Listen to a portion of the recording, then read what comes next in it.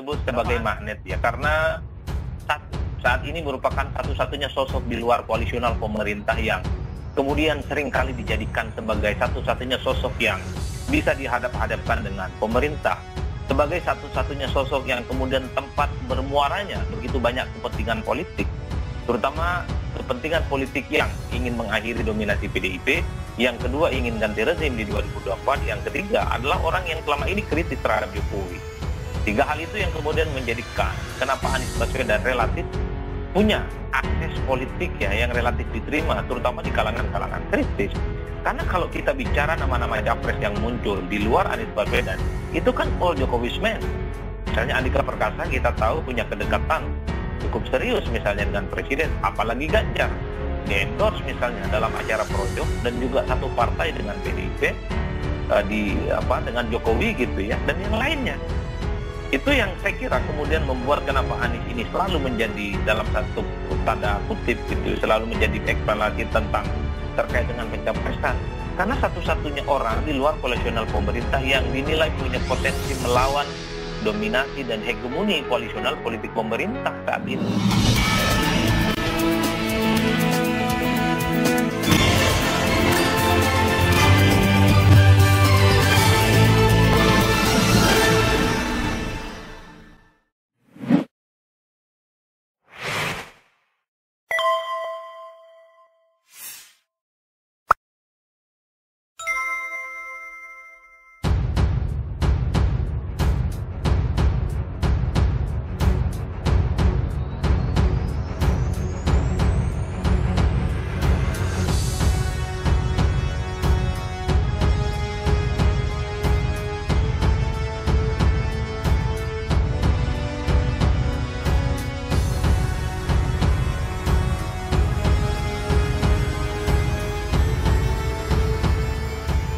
Pengamat politik Jamiluddin Ritonga meyakini ada peluang Partai Demokrat dan PKS akan bersama Partai Nasdem mengusung Anies Baswedan menjadi Capres 2024 nanti. Peluang ke arah itu sangat besar, mengingat kader di akar rumput dari tiga partai tersebut sama-sama menginginkan Anies menjadi Capres, ungkap Jamiluddin Ritonga Selasa 21 Juni 2022. Karena itu, lanjut dia, Partai Demokrat, PKS, dan Nasdem berpeluang besar akan berkoalisi pada Pilpres 2024. Mereka berkoalisi tampaknya karena faktor Anies, jelasnya. Ia menilai jika tiga partai itu mengusung Anies, ada kemungkinan elektoralnya akan naik. Hal itu tentunya akan menguntungkan tiga partai tersebut untuk menambah kursi di DPR RI, sehingga dapat bertahan di Senayan, ujarnya. Sementara pengamat politik Adi Prayitno meyakini PKS dan Demokrat menghampiri Partai Nasdem imbas disebutkannya tiga kandidat capres, khususnya nama Anies Baswedan. Adi menilai Anies menjadi magnet di Pilpres 2024 karena sosoknya merupakan koalisional non-pemerintah yang bisa diandalkan untuk berhadapan dengan pemerintah saat ini. Saat ini, ia menjadi satu-satunya sosok di luar koalisional pemerintah yang bisa dihadap-hadapkan dengan pemerintah, kata Adi, dikutip dari YouTube Kompas TV Jumat 24 Juni 2022. Lebih lanjut, Adi menilai sosok Anies sebagai tempat bertemunya kelompok-kelompok kritis, orang yang kecewa kepada pemerintah dan ingin ganti selera politik di 2024, terlebih kepentingan politik yang bisa mengakhiri dominasi PDI Perjuangan. Ia sebagai satu-satunya sosok bermuaranya begitu banyaknya kepentingan politik, terutama kepentingan politik yang bisa mengakhiri dominasi PDIP. Yang kedua, ingin ganti rezim di 2024 adalah orang yang kritis terhadap Jokowi, ucapnya. Sebagaimana diketahui, 3 nama bakal Capres 2024 rekomendasi Nasdem selain Anies Baswedan ada juga Andika Perkasa dan Ganjar Pranowo. Rekomendasi hasil Rakernas Nasdem pekan lalu itu berasal dari 34 DPW Partai Nasdem.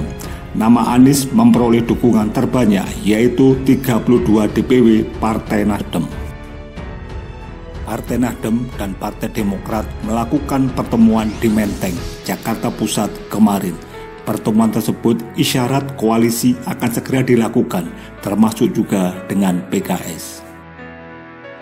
Sekretaris Jenderal DPP PKS Abu Bakar Al-Habsyi pun tak menampik saat ditanya hal tersebut. Menurutnya, Nasdem, Demokrat, dan PKS cukup mungkin melakukan koalisi untuk Pilpres 2024 nanti. Bisa saja berkoalisi 3 partai ini. Sepertinya suasana hatinya sudah pada matching, ungkapnya Jumat 24 Juni 2022. Seperti diketahui, sebelumnya PKS juga melakukan pertemuan dengan partai yang dinakodai oleh Surya Paloh tersebut. Salah satu hasilnya, kedua partai menyepakati kerjasama untuk menyukseskan Pilpres 2024. Kita tunggu saja, ini kan masa ta'arufan, biar saling menjajaki sehingga bisa saling mengenal lebih dekat, jelasnya. Abu Bakar Al-Habsyi menjelaskan soal koalisi 3 partai ini tidak akan cepat-cepat dilakukan. Kata dia, saling mengenal lebih dalam dan saling memahami visi ke depan masing-masing partai memang menjadi kunci terbentuknya koalisi. Kita beri saja waktu yang cukup, ujarnya. Sementara Sekretaris Jenderal Sekjen DPP Partai Demokrasi Indonesia Perjuangan (PDIP) Hasto Kristianto menegaskan bahwa partainya tak akan bergabung jika ada Partai Keadilan Sejahtera (PKS) di dalam koalisi tersebut. Hal itu ditegaskan Hasto menanggapi pertemuan Nasdem dan PKS pada Rabu 22 Juni 2022. Ya, itu bagus sekali. Ada partai yang secara dini membangun koalisi antara Nasdem dan PKS. PDI Perjuangan mengucapkan selamat atas koalisi Nasdem dan PKS tersebut. Kata Hasto di sela Rakernas 2 PDIP di Sekolah Partai Lenteng Agung, Jakarta Selatan, Kamis 23 Juni 2022. Kendati demikian, Hasto menegaskan bahwa sikap PDIP adalah turun ke bawah, bertemu rakyat di desa-desa dalam rangka menyerap aspirasi. Selain itu, PDIP juga berkomitmen untuk membantu pemerintah terlebih dahulu dalam memulihkan kondisi sebagai dampak pandemi COVID-19. Saat disinggung mengenai kemungkinan PDI Perjuangan bergabung dalam gerbong Nasdem dan PKS, Hasto justru memberikan pernyataan tegas, ya kalau dengan PKS tidak, katanya.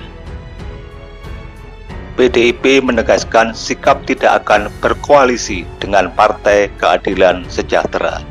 Juru bicara PKS Muhammad Khalid menghormati keputusan dan sikap PDIP tersebut. Tentu itu adalah hak prerogatif, hak kedaulatan Partai PDIP untuk tidak mau berkoalisi dengan PKS, kata Khalid Jumat 24 Juni 2022. Namun Khalid mengatakan sebagai anak bangsa, dirinya mengingatkan sebuah pepatah Jawa yang menyebut ngono ya ngono, ning ojo ngono. Dirinya mengingatkan PDIP agar tidak berlebihan dalam bersikap. Marilah kita sebagai partai politik menunjukkan politik kebangsaan yang damai, yang sejuk, yang menunjukkan kolaborasi, bukan polarisasi, ujarnya. Dirinya juga mengingatkan istilah Jawa yang berbunyi adigang, adigung, adikuno. Ketika kita memiliki kekuasaan, gunakanlah itu dengan bijaksana. imbaunya. Diberitakan sebelumnya, Ketua Umum Partai Nasdem Surya Paloh menyampaikan ada potensi besar partainya berkoalisi dengan Partai Demokrat. Kemungkinan itu ada, cukup besar, kata Surya Paloh setelah melakukan pertemuan dengan Ketua Umum Demokrat Agus Harimurti Yudhoyono di Nasdem Tower, Jakarta Pusat, Kamis 23 Juni 2022. Namun kata dia, dalam pertemuan kali ini belum ada kesepakatan terkait koalisi tersebut. Untuk saat ini pihaknya dan Demokrat masih menyatukan kesamaan, mencoba melihat-lihat, mendengarkan pikiran-pikirannya, termasuk kita juga tidak membahas masalah pemilu-pemilu yang ada dalam negeri kita, jelasnya. Sementara itu, Ketua Umum Demokrat AHY juga mengakui pihaknya sangat banyak kesamaan dengan Partai Nasdem. Saat ini kita ingin terus membangun visi, misi, dan platformnya yang memiliki kesamaan-kesamaan di sana-sini untuk rakyat, ujar AHY. Putra dari Susilo Bambang Yudhoyono itu pun berharap mudah-mudahan terbuka ruang yang lebih luas bagi kebersamaan perjuangan baik Partai Nasdem atau Partai Demokrat sendiri. Dan pada akhirnya, jika semakin intensif komunikasi yang kami lakukan, mudah-mudahan terbuka ruang yang lebih luas, jelasnya. Untuk pertemuan kali ini, kata dia, belum ada kesepakatan koalisi dengan Nasdem. Saya bisa pastikan di sini hubungan kami terasa nyaman. Semakin hari semakin kuat dan juga lebih terbuka, ujarnya.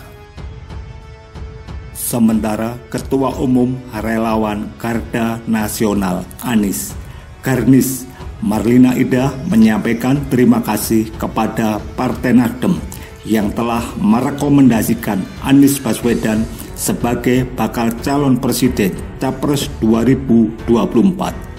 Garnis pun menyatakan siap mendukung partai politik yang mengusung Anies. Respek untuk Nasdem dengan terang-terangan di awal mengusulkan Pak Anies menjadi salah satu bakal Capres 2024 dari partai tersebut, katanya Senin 20 Juni 2022. Ia menilai langkah Partai Nasdem adalah tepat. Itu karena Gubernur DKI Jakarta tersebut memiliki potensi untuk memimpin Indonesia. Kinerja dan prestasinya sudah terbukti selama menjadi orang nomor 1 di ibu kota. Sampai saat ini belum terlihat ada bakal Capres 2024 yang mumpuni seperti beliau, Anies Baswedan, ungkap Marlina. Marlina berharap langkah Nasdem bisa diikuti dengan partai politik yang lainnya. Ia menegaskan dan memastikan relawan akan siap mendukung partai pengusung Anies Baswedan. Peluang besarnya dengan Demokrat, selanjutnya ke PKS, ujarnya. Sementara Sekretaris Perhimpunan Purnawirawan Angkatan Darat PPAD Provinsi Bengkulu Kapten Purnawirawan Abdul Karim Tuki sudah mantap mendukung dan memperjuangkan Anies Baswedan menjadi Presiden RI lewat wadah relawan Anies P24. Mantan dan tim Intel Rem 043 Garing Garuda Hitam Lampung ini pun siap melepaskan jabatannya di organisasi purnawirawan tersebut kalau memang tidak dibolehkan untuk terlibat dalam dukung-mendukung calon presiden. Sebetulnya ada arahan tidak boleh berpolitik, tapi ini kan bukan berpolitik. Relawan kan begitu, nggak ada masalah, ini hak kita. Kalau memang nggak boleh, saya lepas pengurus PPAD itu. Silakan saja, jelasnya Selasa 21 Juni 2022. Dia menegaskan di Bengkulu Anies memang mendapatkan dukungan dari mayoritas purnawirawan TNI.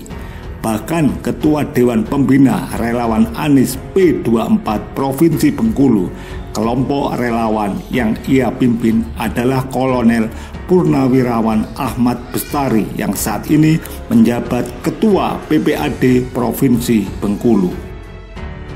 Menariknya lagi, 90% anggota Purnawirawan Pejuang Indonesia Raya PPIR sayap Gerindra yang pada Pilpres 2019 lalu mendukung Prabowo Subianto saat ini juga menyatakan mendukung Anies, bahkan bergabung dalam relawan Anies P24. 90% purnawirawan TNI yang dulu di PPIR sekarang mendukung Pak Anies, beber Kapten Abdul Karim Tuki yang sebelumnya menjabat Kakorwil PPIR Provinsi Bengkulu ini. Karena itu pula, selain kepada masyarakat umum, dia juga terus mensosialisasikan Anies Baswedan di lingkungan para purnawirawan TNI. Apalagi dia saat ini merupakan admin grup WhatsApp Persatuan Purnawirawan Bengkulu Bersatu yang mempunyai 600 lebih anggota. Saya juga sering posting kegiatan Pak Anies, ungkapnya. Dia pun langsung mengklarifikasi dan meluruskan kalau ada info-info yang tidak benar terkait Anies Baswedan. Misalnya ada seorang koleganya sesama purnawirawan TNI yang memposting potongan video terkait pertanyaan Anies tidak akan maju sebagai capres kalau Ketua Umum DPP Partai Gerindra Prabowo Subianto maju pada pemilihan presiden. Dia menegaskan pernyataan itu disampaikan dalam konteks Pilpres 2019 dan Anies sudah menepatinya dengan tetap tidak bersedia menjadi capres pada Pilpres 2019 lalu. Dia katakan tidak mungkin Pak Anies akan berkhianat. Saya bilang kalau kita menyampaikan sesuatu harus jelas referensinya. Lihat postingan itu tahun berapa? Tegasnya mengulangi pernyataannya. Selain kalangan TNI, DPW relawan Anies P24 Provinsi Bengkulu juga diperkuat sejumlah intelektual. Setidaknya ada 3 pengurus DPW relawan Anies P24 Provinsi Bengkulu bergelar doktor, 6 orang dosen, dan 7 orang ahli agama Islam atau ustadz.